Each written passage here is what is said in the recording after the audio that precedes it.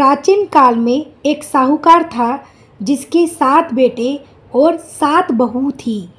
इस साहूकार की एक बेटी भी थी जो दीपावली के अवसर पर ससुराल से मायके आई थी। दीपावली पर घर को लीपने के लिए सातों बहुएं मिट्टी लाने जंगल गई तो ननद भी उनके साथ जंगल की ओर चल पड़ी।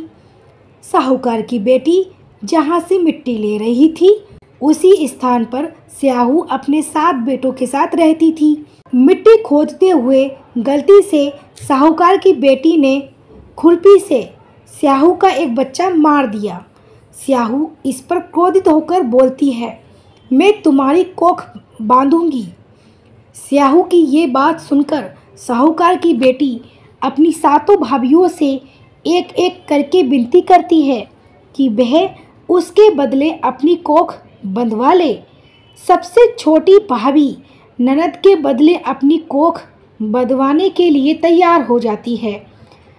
उसके बाद छोटी भाभी के जो भी बच्चे थे वह सभी 7 दिन के अंदर ही अंदर मर जाते हैं। 7 पुत्रों की इस प्रकार मृत्यु होने के बाद उसने पंडित को बुलवाकर इसका कारण पूछा। पंडित ने सुरही गाय की सेवा करने की सलाह दी। सुरही सेवा से प्रसन्न होती है और उसे स्याहू के पास ले जाती है।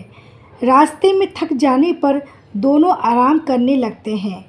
अचानक साहूकार की छोटी बहू की नज़र एक ओर जाती है। वह देखती है कि एक सांप गरुड़ पंखनी के बच्चे को डसने जा रहा है और वह सांप को मार देती है।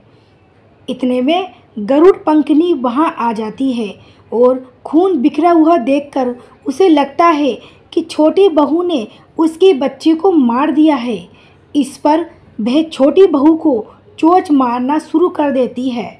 छोटी बहू इस पर कहती है कि उसने तो उसके बच्चे की जान बचाई है। गरुड़ पंखनी इस पर खुश होती है और सुरही सहित उन्हें स्याहू के पास पहुंचा देती है।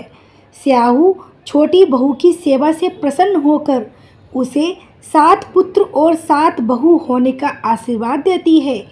स्याहू के आशीर्वाद से छोटी बहू का घर पुत्र और पुत्र की बहुओं से हरा भरा हो जाता है।